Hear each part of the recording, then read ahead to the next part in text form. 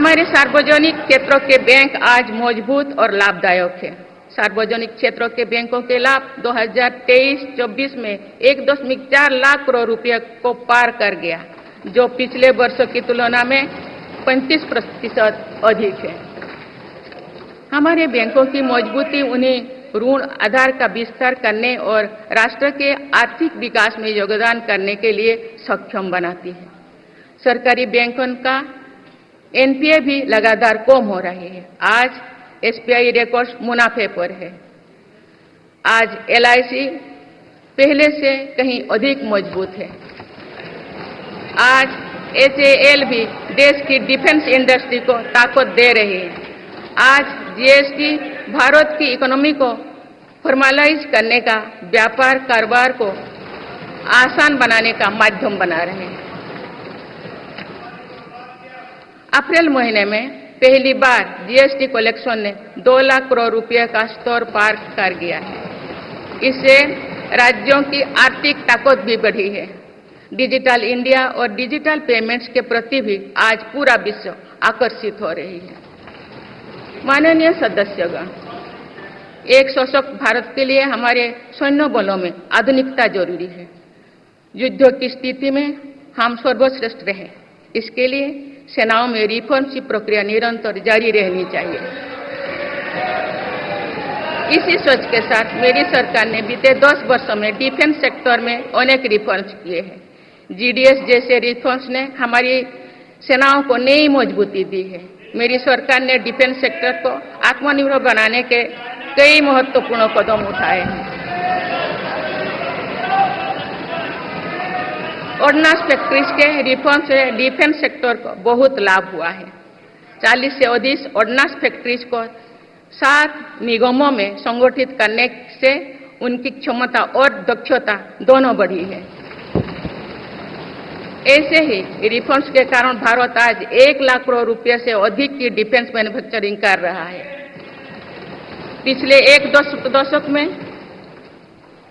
हमारे defence export 18 गुना अधिक होकर 21,000 करोड़ रुपया तक पहुंच चुका है। फिलीपींस के साथ ब्रह्मोस मिसाइल का रक्षा सौदा डिफेंस एक्सपोर्ट के क्षेत्र में भारत की पहचान मजबूत कर रहा है।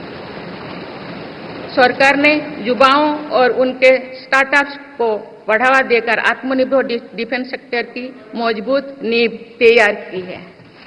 मेरी सरकार उत्तर प्रदेश और तमिलनाडु में 2 डिफेंस कॉरिडोर्स भी विकसित कर रही है।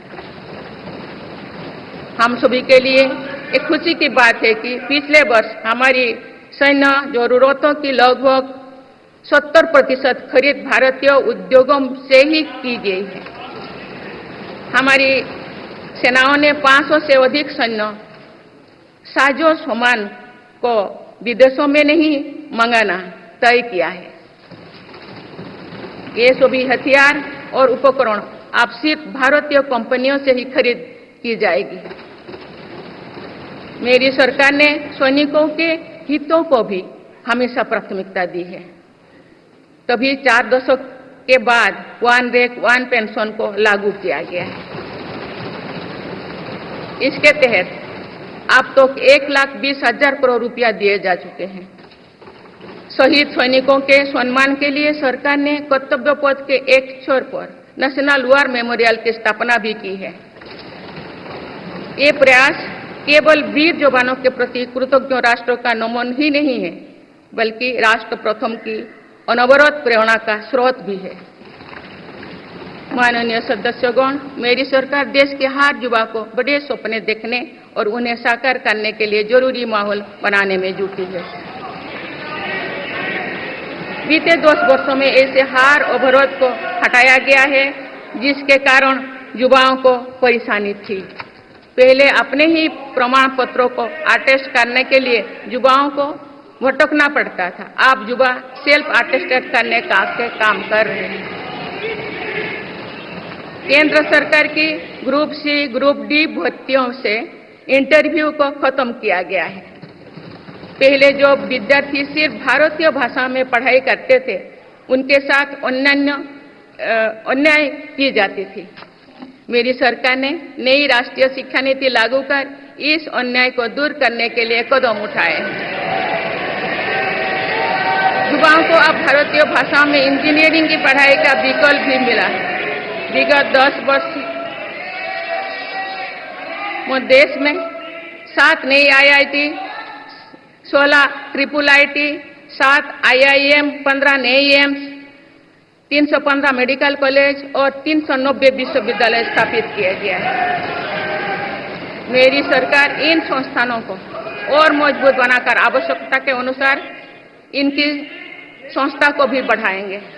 सरकार एक डिजिटल विश्वविद्यालय बनाने की दिशा में भी काम कर रही है। अटल टिंकरिंग लैब्स, स्टार्टअप इंडिया और स्टैंडअप इंडिया जैसे अभियान हमारे युवाओं का सामर्थ्य बढ़ा रहे हैं। इन्हीं प्रयासों से आज भारत दुनिया का तीसरा सबसे बड़ा स्टार्टअप इकोसिस्टम बन चुका है। माननीय सदस्यगण, सरकार का ये निरंतर प्रयास है कि देश के युवाओं को अपनी प्रतिभा दिखाने का उचित अवसर मिले। सरकारी भर्ती हो या फिर परीक्षाएं, सुनिए, परीक्षाएं किसी भी कारण से इनमें रुकावट आए, ये उचित नहीं है। इनमें शुचिता और पारदर्शिता बहुत जरूरी है। हाल ही में कुछ परीक्षाओं में हुई पेपर लीक की घटनाओं की निष्पक्ष जांच और दोषियों को कड़ी से कड़ी सजा दिलवाने के लिए मेरी सरकार प्रतिबद्ध है। इससे पहले भी हमने देखा है कि कई राज्यों में पेपर लीक की घटनाएं होती रही है। इस पर दलीय राजनीति से ऊपर उठकर देशव्यापी ठोस उपाय करने की जरूरत है। संसद ने भी परीक्षा में होने वाली गड़बड़ियों के विरुद्ध एक सख्त कानून बनाया है। मेरी सरकार परीक्षाओं से जुड़ी संस्थाओं, उनके कामकाज के तरीके, परीक्षा प्रक्रिया सभी में बड़ी सुधार करने की दिशा में काम कर रही है। माननीय सदस्यगण, मेरी सरकार ने युवाओं की राष्ट्र निर्माण में भागीदारी और बढ़ाने के लिए मेरा युवा भारत माय भारत अभियान की शुरुआत भी की है।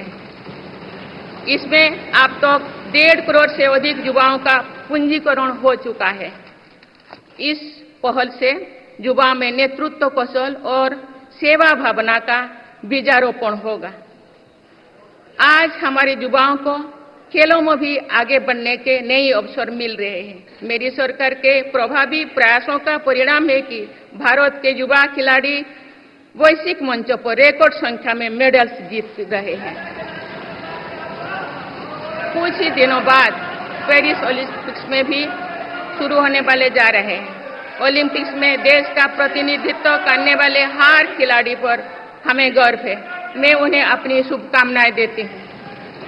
इन उपलब्धियों को और आगे ले जाने के लिए भारतीय ओलंपिक संघ 2036 ओलंपिक्स खेलों की मेजबानी की तैयारी भी कर रही है। माननीय सदस्यगण, जुलाई की 1 तारीख से देश में भारतीय न्याय संहिता भी लागू हो जाएगी।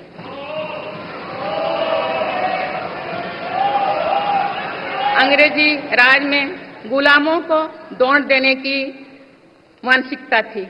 दुर्भाग्य से आजादी के अनेक दशकों तक गुलामी के दौर की यही दंड व्यवस्था चलती रही। इसे बदलने की चर्चा अनेक दशकों से की जा रही थी, लेकिन ये साहस भी मेरी सरकार ने ही करके दिखाए हैं। अब दंड के जगह न्याय को प्राथमिकता होगी, जो हमारे संविधान की भी भावना है। इन नई कानूनों से न्याय प्रक्रिया में तेजी आएगी।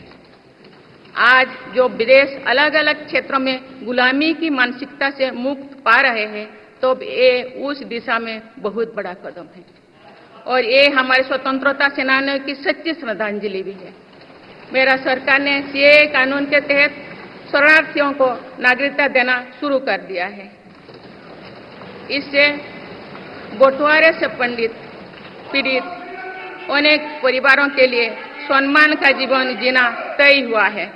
जिन परिवारों को सीएए के तहत नागरिकता मिली है, मैं उनके बेहतर भविष्य की कामना करती हूं।